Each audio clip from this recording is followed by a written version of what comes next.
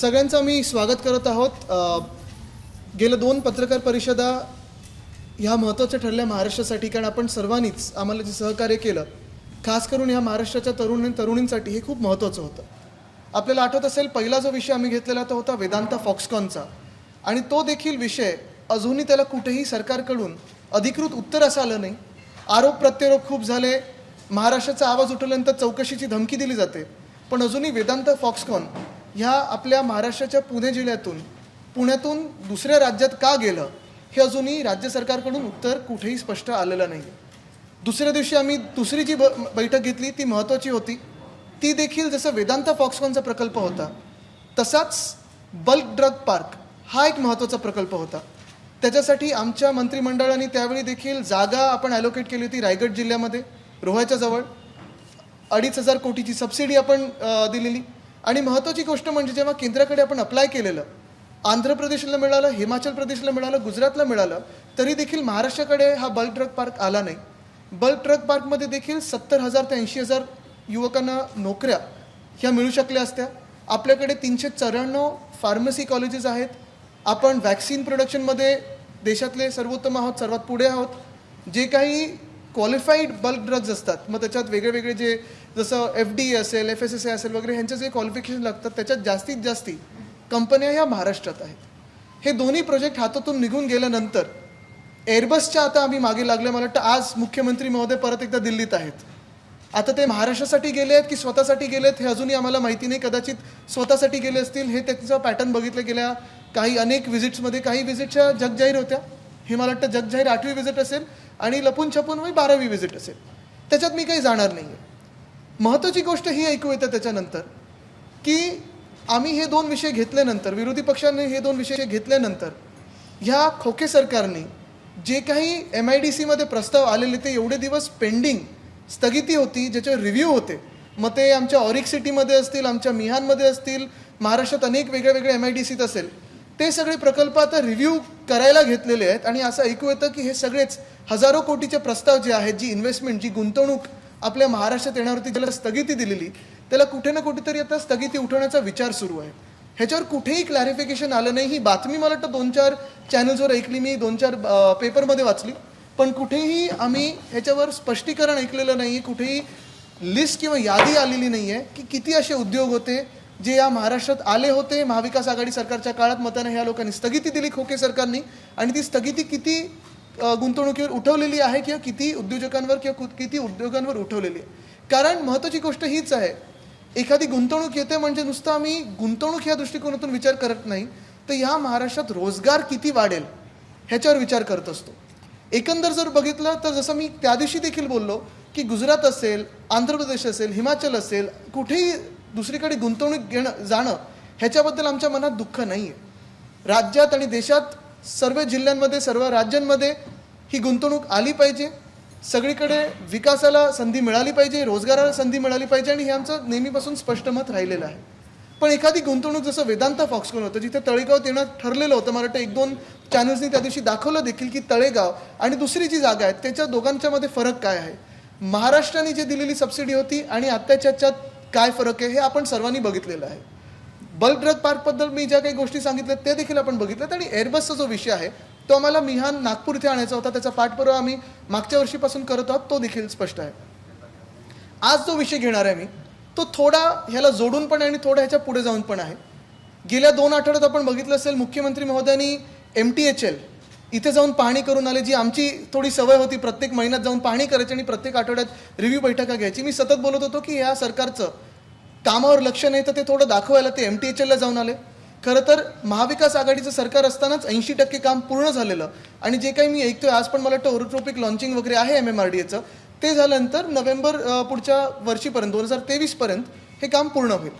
तसंच काल परवाकडे जाऊन कोस्टल रोडची पाहणी करून आले। मला एक आनंद ह्याच्यात आहे की जे उद्धव साहेबांनी काम सुरू केलेलं साधारण 60% पूर्ण केलेलं काम होतं। आत्ता कुठे ना कुठेतरी कदाचित आमच्यासोबत जे 40 लोक होते ज्यांनी गद्दारी केली त्यांना काम आमचं दिसायला तरी लागलं असेल, आणि मुंबईकरांसाठी असेल, महाराष्ट्रासाठी असेल, जी काही सेवा आम्ही करत होतो आणि करत राहणार ही थोडीफार बघायला तरी मिळाली असेल की काम कसं करायचं असतं। आत्ता मी परवाकडे ऐकलं 63% काम कोस्टल रोडचं झालेलं आहे। खरं तर सरकार आमचं पाडलं तेव्हाच 60% काम झालेलं होतं। पण हे दोन जसे महत्त्वाचे प्रकल्प आहेत, तसा तिसरा एक महत्त्वाचा प्रकल्प तो म्हणजे वर्सोवा बँड्रा सी लिंक आहे. त्याचं काम आपल्याला माहिती आहे अनेक दिवस बंद पडलेलं होतं. आमच्या वेळी देखील जेव्हा आम्ही रिव्ह्यू बैठका घ्यायचो तेव्हा MSRDCकडून काही थातूरमातूर उत्तर यायचं की आता असं करतं तसं करतं. खरं हा एकमेव कदाचित असा फ्लायओव्हर किंवा सी लिंक होईल आपल्या वर्ली बँड्रा सी लिंकला ह्या काळात आता, जिथे 4 टोल, एक नाही तर 4 टोल ह्या मुंबईकरांना लादले जाणार आहेत. कोस्टल रोडला एक सुद्धा टोल नाही. पण त्याच्याही पुढे जाऊन आपल्याला माहिती असेल की काही काळ हे काम बंद होतं. कामाची कंपनी बदललेली आहे, कॉन्ट्रॅक्टर बदललेले आहेत. पण अजून धक्कादायक गोष्ट ही आहे की तिथे जाऊन मुख्यमंत्री महोदयांनी रिव्ह्यू घेतलाय की नाही आम्हाला माहिती नाही. पण जे मी सतत बोलत आहे की महाराष्ट्रातल्या लोकांना, मग ते कुठच्याही भाषेचे असो, कुठच्याही प्रांताचे असो, आपल्या राज्यात प्रत्येक ठिकाणून लोक येतात नोकरीची संधी बघत. काल परवाकडे जो माझ्या डोळ्यासमोर एक प्रकार आलेला आहे तो मी ह्या कागदावर आणलेला आहे प्रिंटआउट कडून, तो मी आपल्यासमोर आणणार आहे. वर्सोवा बँड्रा सी लिंकची कंपनी बदलल्यानंतर एका वेगळ्या कंपनीकडे, कॉन्ट्रॅक्टरकडे हे काम गेलेलं आहे. कॉन्ट्रॅक्टरचं नाव घेणं न घेणं हे काही महत्त्वाचं नाही, कारण परत काय होतं, वेदांता फॉक्सकॉनवर जसं ह्यांनी दबाव टाकला ट्विट करायला की आम्ही महाराष्ट्रात पण येऊ, असं ट्विट करून सोडून द्यायला, कदाचित ह्या कॉन्ट्रॅक्टरवर पण विषय टाकू शकतात.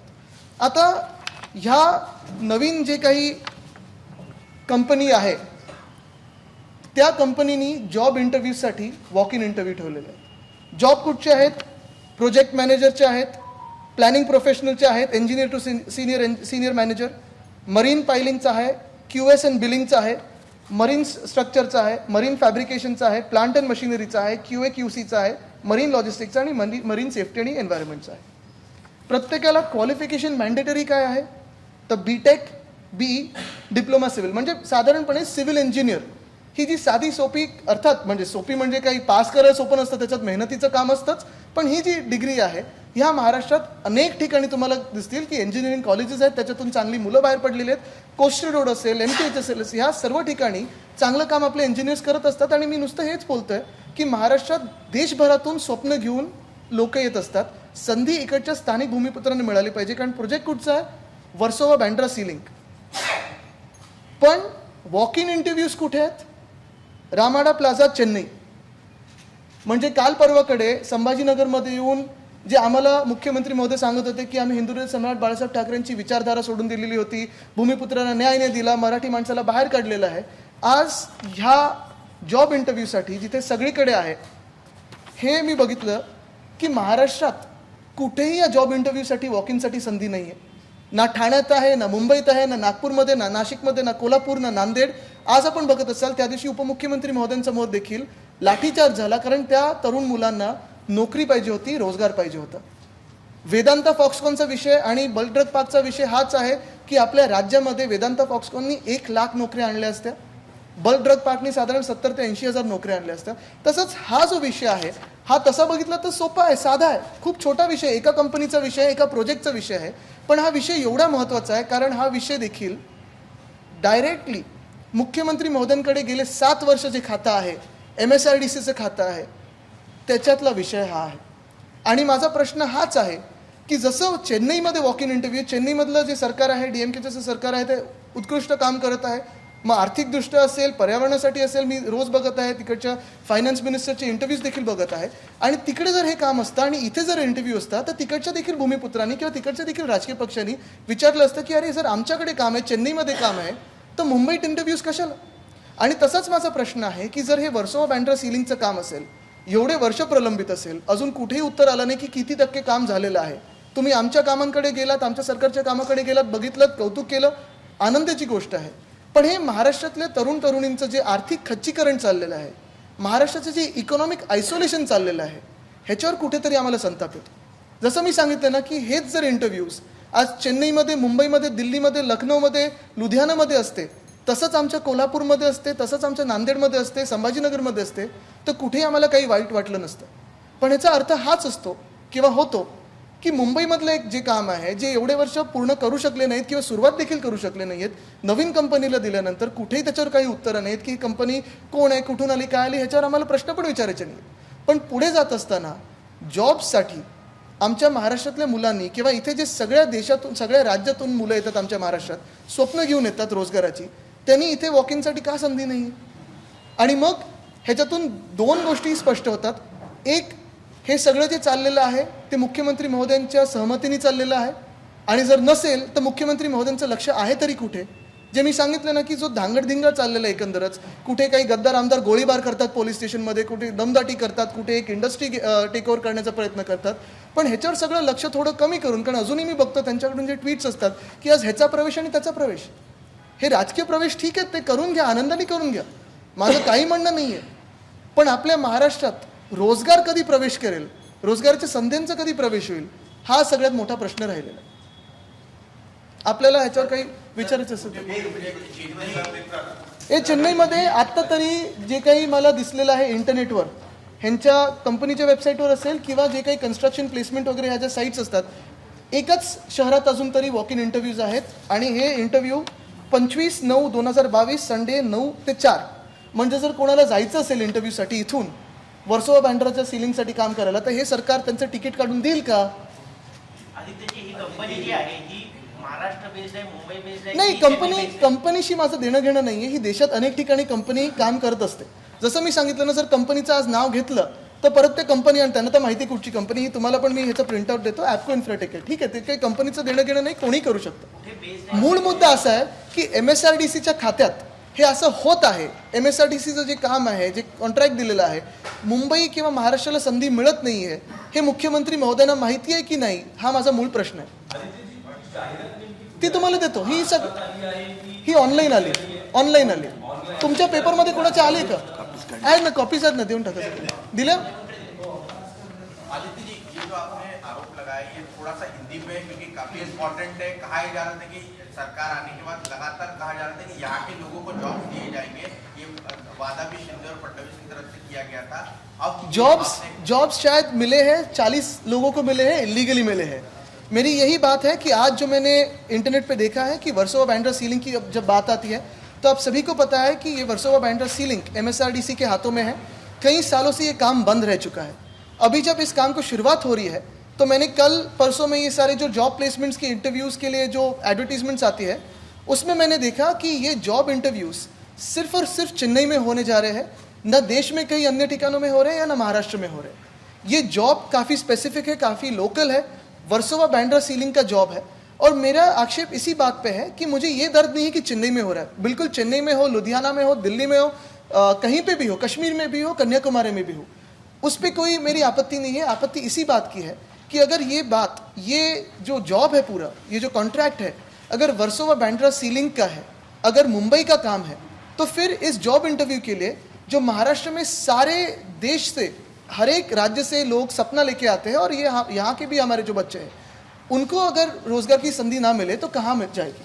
अगर आप देखें तो ये जॉब इंटरव्यू सिर्फ और सिर्फ चेन्नई में है. मेरी यही आशा और उम्मीद रहेगी कि मुख्यमंत्री महोदय इस पर स्पष्टीकरण दें कि ये जॉब इंटरव्यूज़ हमारे मुंबई में या ठाणे में या संभाजीनगर में या फिर सांगली में या नागपुर में क्यों नहीं है, और सिर्फ एक ही जगह ऐसी है जहाँ यहाँ से वहाँ जाने तक दिक्कत हो, ऐसे क्यों है?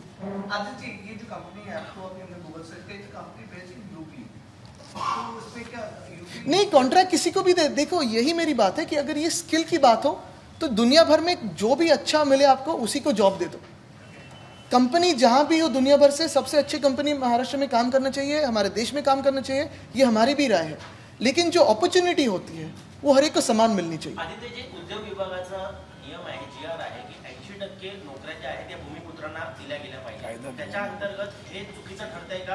आणि हे खरं तर MSRDC खात्याचं आहे, आणि उद्योग विभागावर मी जास्त तर बोलायचं ठरवलं की बोलायचंच नाही, कारण उद्योग मंत्र्यांना बिचाऱ्यांना माहितीच नसतं त्यांच्या विभागात काय चाललंय.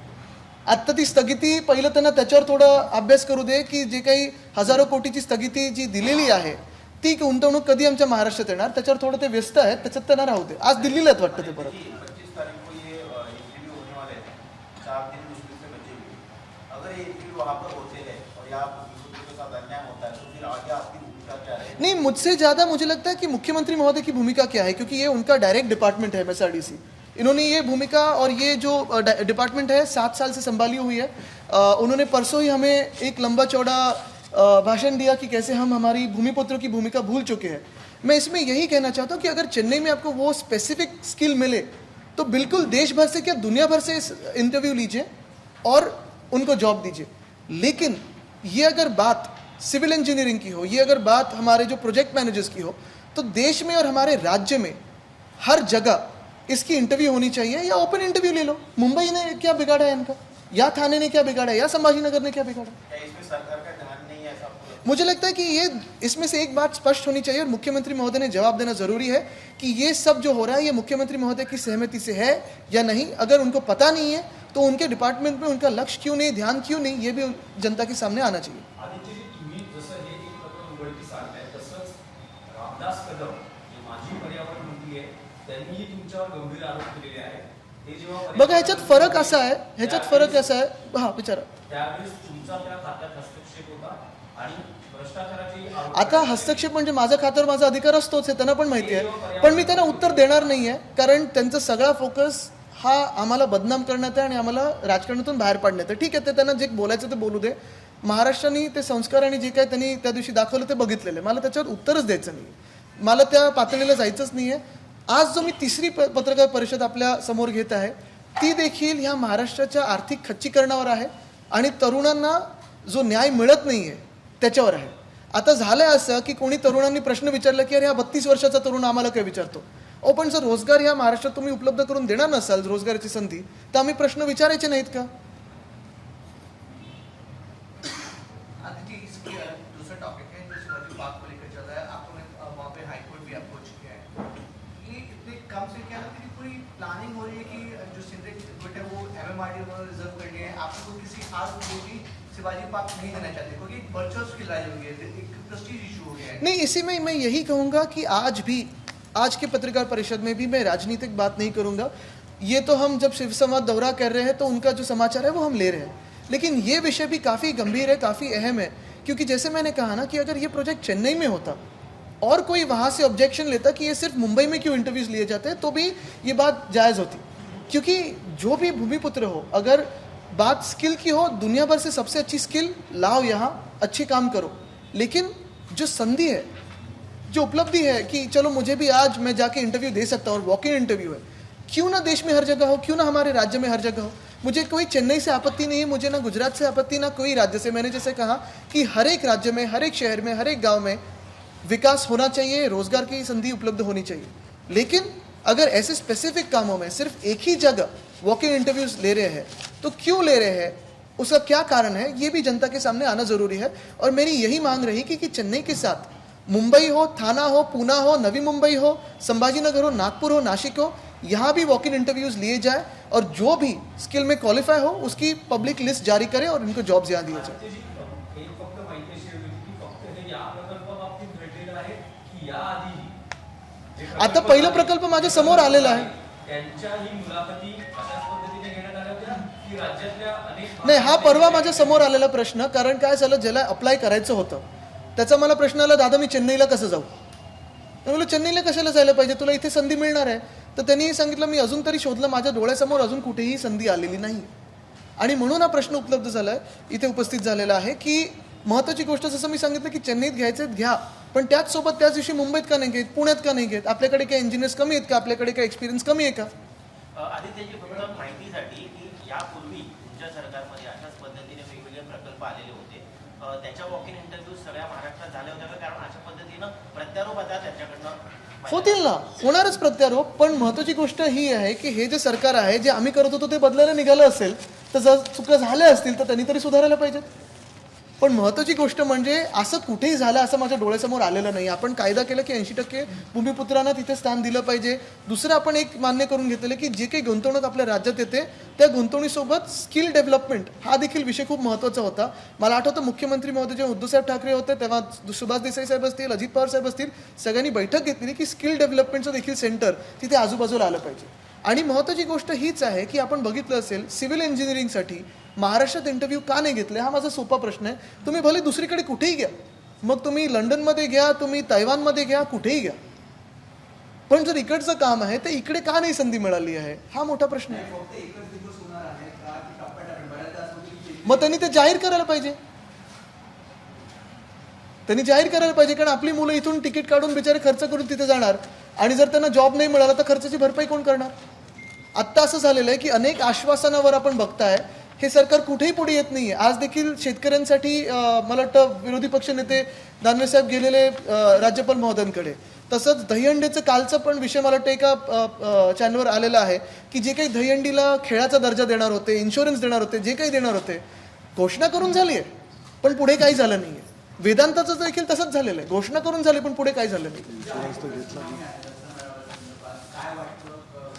नाही. दसरा मेळ्यासोबत किंवा कुठच्याही राजकीय विषयावर आज मी परत बोलणार नाही, कारण हे आपण बोलतच असतो. पण आज तुम्ही बघा, आपल्यामुळे आणि तुमच्या सगळ्यांच्या सहकार्यामुळे महाराष्ट्रात आपण पूर्णपणे महत्त्वाचा विषय पुन्हा एकदा बेरोजगारी आणि रोजगार केलेला आहे. कारण नोकर भरतीचा विषय असेल, प्राध्यापक भरतीचा विषय असेल, परवाकडे जो झालेला लाठीचार्ज आहे तो देखील, तरुणांमध्ये विषय अजूनही राजकारण कमी असून महत्त्वाचा विषय हा रोजगार आहे. राजकारणात जी काही घाण आहे ते त्यांनी बघितलेली आहे, पण आज रोजगारचं कुठेही उपलब्ध संधी नाही आहे. आणि जे नैराश्य आपल्या राज्यात येणार आहे, जे आर्थिक खच्चीकरण चालू आहे, ज्याला मी इकॉनॉमिक आयसोलेशन ऑफ महाराष्ट्र बोलतो, ते सुरू झालेलं आहे आज राज्यात.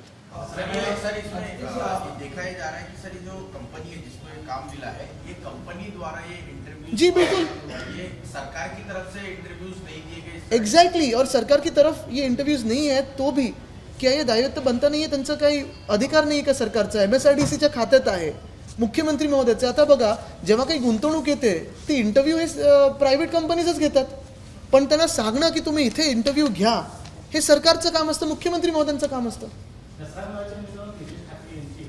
नाही हो, ही बातमी कुठून पेरली जाते मला माहित नाही, तुम्ही त्या सोर्सेसना सोडून द्या. काय झालेलं आहे की त्यांच्या वाईल्ड लाईफच्या कामात व्यस्त आहेत आणि आमचं वाईल्ड लाईफ वेगळं चालू आहे. मुंबईत ऑफिस नाहीये, तसं चेन्नईतही नाहीये, मग यावर ओनरशिप कोणाची? पण आता त्यांचं साईट ऑफिस तर आहे ना, ते बँड्रावर्ली सिलिंगचं जे साईट ऑफिस आहे, वर्सोवा बँड्रा सिलिंगचं, ते आहे. मूळ मुद्दा हाच आहे. बघा, मी परत एकदा तुम्हाला सांगतो, मी दोष ना चेन्नईला देईन ना दोष कंपनीला देते. कंपनीला जिथे योग्य वाटेल तिथे ते घेणार. खरा अधिकार हा राज्य सरकारचा असायला पाहिजे की आमच्याकडे पण तेवढेच जॉब इंटरव्ह्यू घ्या, आमच्याकडे पण तेवढेच लोक स्किल्ड किंवा नॉन स्किल्ड आहेत, तुम्ही इथे पण जॉब घ्या, इंटरव्ह्यू तिथे पण घ्या. मग जे कोण तुम्हाला योग्य वाटेल, चांगल्यात चांगलं सर्वोत्तम ब्रिज बनवण्यासाठी त्यांना तुम्ही घ्या. हा माझा विषय. आणि दुसरा विषय म्हणजे हे असं होतं आहे, हे मुख्यमंत्री महोदयांना माहिती आहे की त्यांचं लक्ष नाही आहे, हा देखील विषय राहणार. आपण त्याला काही निवेदन देणार का इथे कंपनी? ते निवेदन द्यायला असले पाहिजेत नाही, आता परत दिल्लीला कुठे जाऊ निवेदन द्यायला? कंपनी जे आहे त्याने नाही, निवेदन वगैरे नाही. आज मी स्पष्ट बाहेर नाही, पण आंदोलनाची वेळ कशाला यायला पाहिजे? जर हे मुख्यमंत्री एवढं भूमिपुत्रांबद्दल आम्हाला त्या दिवशी बोलून दिलेलं आहे, त्यांनी एवढं आम्हाला सांगितलेलं आहे जगजाहीरपणे, मग हा सोपा गोष्ट आहे. आणि खरं तर हे त्या सरकारने सांगायला पाहिजे की ठीक आहे, तुम्ही तिथे इंटरव्ह्यू घ्या, इथेही घ्या. आदित्य जी, ये संडे को होने वाला है, जैसे कि आपने भी कहा कि पता नहीं कि इसके आगे और फेजेस होंगे या नहीं, तो अब आप क्या चाहते हैं कि संडे को हो और बाकी जगहों पर भी हो, कि जब तक क्लैरिटी नहीं आती है? मुझे लगता है CM साहब से एक क्लैरिफिकेशन आना ज़रूरी है कि ये अन्य जगह होगा कि नहीं. महाराष्ट्र में इतने जो हमारे इंजीनियर्स हैं, जो इतना अगर आप देखिए उसमें कोई टेक्निकल चीज़ भी है, 5 साल का एक्सपीरियंस वगैरह, इतने सारे जब प्रोजेक्ट्स होते हैं तो फिर महाराष्ट्र में क्यों नहीं इंटरव्यूज़ लिए जा रहे हैं? और CM साहब बताएं कि उनको ये पता है कि नहीं की एक ही जगह आहे. और बात ऐसी होती आहे की कधी कधी असं सांगितलं जातं आता पुढच्या टप्प्यात, पण तो टप्पा येईपर्यंत चांगली लोक ह्याच्यात मिळून गेले किंवा इकडून तिकडे बिचारे कोण गेले, खर्च करून गेले, आणि मग खर्चाची भरपाई करणार कोण? तेच म्हणतोय, तारीख जवळ आली आहे, मग तुम्ही समजा मुख्यमंत्री काही बोलतील किंवा नाही हा विषय, त्यानंतर तुमची शिवसेनेची भूमिका काय असणार? आज आपल्या माध्यमातून मुख्यमंत्री महोदयांना तर सांगितलेलं आहे, आता त्यांना ठरवू दे त्यांच्या अंगात रक्त कोणाचं आहे. Sir, you're trying to say that concerted efforts are being made to isolate Maharashtra as a state economically. Of course, it's a worrying trend, but are you also blaming this government to just being No, I'm saying this government is absolutely negligent of sustainable development and progress in Maharashtra. It is only focusing on dirty politics, and that is what is going on. Even today, the Chief Minister has gone to Delhi for himself, not for Maharashtra. Looking at Vedanta Foxconn, the way the project went away from us, looking at the bulk drug park, both these projects should have come meritoriously to Maharashtra but went away. Had this been the MVA government, we would have pulled both the investment here, because in the past 2.5 years, with the same central government being in place and the MVA being in place, we pulled in almost 6.2 lakh crores of investment into Maharashtra. In Davos, we pulled in 80,000 crores of investment. Now what has happened is basically 2 major projects of almost 1,70,000 job opportunities have gone away from Maharashtra.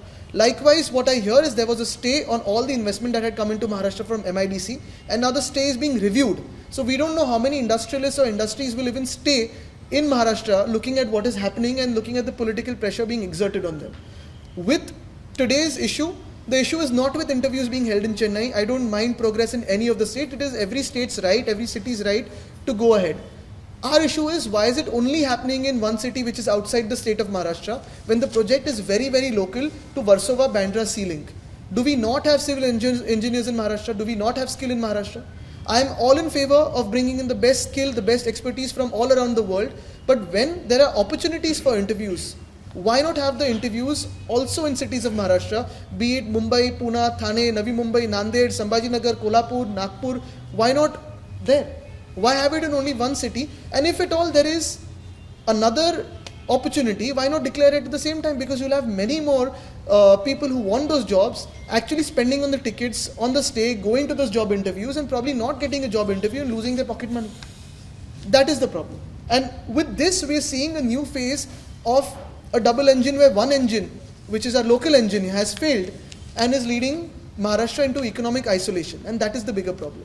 Also, could you speak about the Dussehra rally issue? I know that you're I'm not speaking on politics today because, see, politics is a medium to work for the people. Today, what is important is our state government, or whatever this arrangement is. I don't call this a state government, it is unconstitutional. This arrangement of governance is absolutely not at all focusing on governance.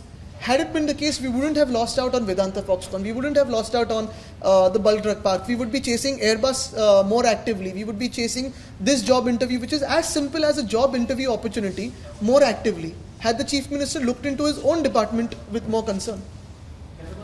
I think we should- राज्यप्रमुखांची बैठक देखील घेतलेली आहे. कारण याच्याबरोबर सुदीर्घ काळापासून सगळ्यांना आवडलेलं की 21 राज्यप्रमुख हे आपल्यासोबत आहेत. काय नेमकं सत्य आहे? त्यांनी दावा परवा बायडन यांचा पण केलेला आहे.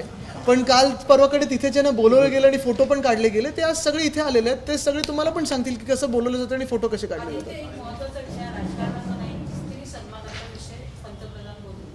आपल्या 2 वर्षाच्या कालखंडात अनेक महिलांची चारित्र्य आणि अनुभव केले. परवा दिवशी रामदास कदम यांनी जे बोलले की तुम्ही सुषमा अंधारेंनी प्रेस कॉन्फरन्स घेतली की आम्ही भेट देणार आहे, हा शिवसेनेचा बाण आहे. पण त्यांच्या विरुद्ध काही गुन्हा दाखल व्हावा त्यासाठी शिवसेना काही करणार नाही, मला वाटतं त्यांनी जे बोललेलं आहे आपण बघितलं असेल, हे कुठच्याच कोणालाच पटलेलं नाही.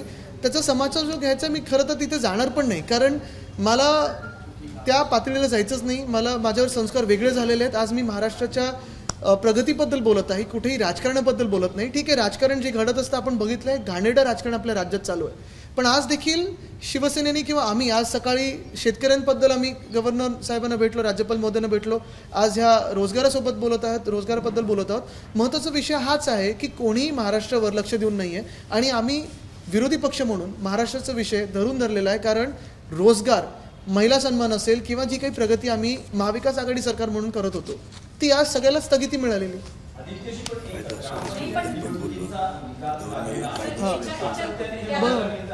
काय काय? विचारायचं आहे की बाळासाहेब एक मिनिट, तो विषय पूर्ण नाही केलेला. बाळासाहेबांचं नाव ते शिवसेना म्हणून घेतात, त्याच बाळासाहेबांबद्दल आणि मासाहेबांबद्दल कुठच्याही इतर विषयाने आज बोलणार नाही मी, राजकीय विषय नाहीये. तरी देखील बोलणार नाही मी. आज स्पष्टपणे नुसतं ह्या रोजगारावर बोलणार आहे. आदित्यजी, ग्रामपंचायत निवडणुकांच्या निकालांमध्ये हे दिसून येतं आहे की शिवसेना ही पिछाडीवर जाताना दिसते. भले महाविकास आघाडी भाजप आणि शिंदे गटाच्या पुढे असल्याचा जो दावा केला जातोय, पण शिवसेना मागे आहे, असं का होतंय? ह्याचं स्पष्टीकरण किंवा जे काही आता जे काही अनालिसिस असेल ते विश्लेषण होणारच आहे. पण महत्त्वाची गोष्ट हीच आहे की आज देखील आपण बघा, आमचं पूर्णपणे फोकस हा राजकारण नाही आहे, पण देशाचा आणि राज्याच्या प्रगतीवर आहे. महत्त्वाचा विषय आज हाच आहे की कोणाला किती सीट्स मिळाल्या, कोण सरकारमध्ये, सरकार कसं बनलं, हे सगळं लोकांना जगजाहीर झालेलं की हे खोके सरकार आहे. पण हे खोके सरकार असून राजकीय जे काही उड्या मारायचा प्रयत्न करतात ते असून देखील आमचं लक्ष हे जनतेवर आहे आणि असंच राहणार. तर विविध प्रकल्पांच्या विविध निर्णयांवरून महाराष्ट्राला आर्थिकदृष्ट्या कोंडीत पकडण्याचा, एकटं पाडण्याचा प्रयत्न केला जातोय, असा गंभीर आरोप आदित्य ठाकरे यांनी केलाय. प्रकल्प महाराष्ट्रात असेल तर त्या प्रकल्पावर काम करण्यासाठी मुलाखती चेन्नईला का घेतल्या जातात, असाही सवाल आदित्य ठाकरे यांनी सी लिंक प्रकल्पाच्या मुद्द्यावरून उपस्थित केला. एबीपी माझा, उघडा डोळे बघा नीट.